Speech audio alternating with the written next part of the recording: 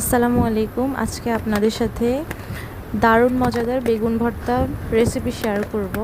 প্রথমে বেগুনগুলোকে গোল গোল করে কেটে নিলাম। এরপর এর মধ্যে হলুদ, মরিচ, ধনিয়া, জিরা, লবণ দিয়ে দিলাম অল্প অল্প করে। এরপর ভালোভাবে মিশিয়ে নিলাম।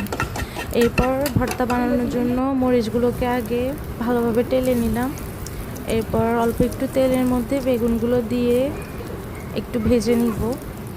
বেগুনকে পুড়িয়েও ভর্তা করা যায়, আবার সিদ্ধ করেও ভর্তা করা যায়, কিন্তু এইভাবে লবণ মরিচ দিয়ে মশলা দিয়ে ভাজি করার পর ভর্তা করলে সেটা বেশি মজা হয়। এরপর মাঝখান দিয়ে পেঁয়াজ কেটে রেখে দিলাম। এই তো ভাজি হতে আছে, পাশ দিয়ে সব কিছু রেখে দিলাম, শুকনো মরিচ, পেঁয়াজ। ভর্তা বানানোর প্রস্তুতি শুরু হয়ে গেল।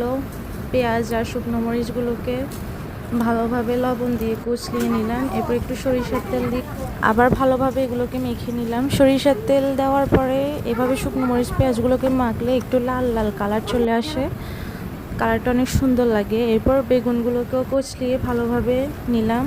এরপর পেঁয়াজ, শুকনো মরিচ, লবণ, বেগুন সব কিছু ভালোভাবে মেখে নিলাম। চাইলে এটার সাথে ধনিয়া পাতাও দেওয়া যায়, আমি ধনিয়া পাতাটা স্কিপ করেছি। এই তো দারুণ মজাদার বেগুন ভর্তা। Thanks for watching.